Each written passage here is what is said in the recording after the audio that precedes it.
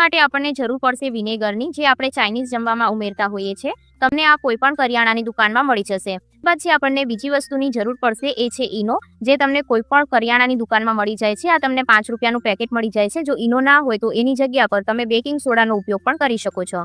તો ઈનો અને જે વિનેગરનું મિશ્રણ છે એનાથી એક રિએક્શન પેદા થાય છે અને એસિડિક તત્વો હોવાથી ઉધઈનો નાશ કરે છે. ત્યારબાદ મેં અહીંયા કને એક સ્પ્રે બોટલ લઈ લીધી છે અને એની અંદર આપણે પાણી ભરી દઈશું. તો અહીંયા આપણે થોડું પાણી લેવાનું છે અને જેટલા પ્રમાણમાં આપણે પાણી લઈશું એનાથી અડધું આપણે અહીંયા વિનેગર લેવાનું છે. તો અહીંયા થોડું આપણે વિનેગર હવે ઉમેરી દઈએ. ત્યારબાદ આપણે એની અંદર ઉમેરી દઈશું ઈનો. ઘણા લોકોને એવું હોય છે કે ઉધઈ ફક્ત લાકડાના ફર્નિચર ઉપર જ લાગે છે, પરંતુ એવું નથી. એ સિમેન્ટની દિવાલ, કપડાં તેમજ બુક્સ ઉપર પણ લાગી જાય છે.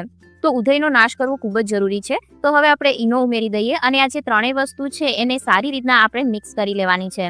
ઘણા લોકો એવું કહેતા હોય છે કે જે લાકડાનું ફર્નિચર હોય એના પર પાણીનો સ્પ્રે ના કરવો જોઈએ, ફર્નિચર ખરાબ થઈ જાય. તો તમે અહીંયા કને વધારે પડતો આપણે સ્પ્રે નથી કરવાનો, આપણે થોડું જ સ્પ્રે કરવાના છીએ. અથવા તો તમે અહીંયા કને આનું પોતું પણ લગાવી શકો છો જો તમારે સ્પ્રે ના કરવો હોય તો.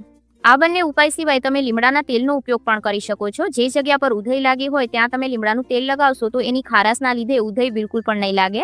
તો હવે આનો ઉપયોગ કઈ રીતના કરવાનો છે એ હું તમને જણાવી દઉં અને કેટલી વખત કરવાનો છે. તો જે જગ્યા પર ઉધઈ લાગી હોય ત્યાં આપણે આ વિનેગર અને ઈનોનું જે સોલ્યુશન છે એનાથી સ્પ્રે કરવાનો છે અને જ્યાં સુધી બિલકુલ પણ ઉધઈ છે એ નાશ ના થઈ જાય ત્યાં સુધી દરરોજ તમારે આનો સ્પ્રે કરવાનો છે.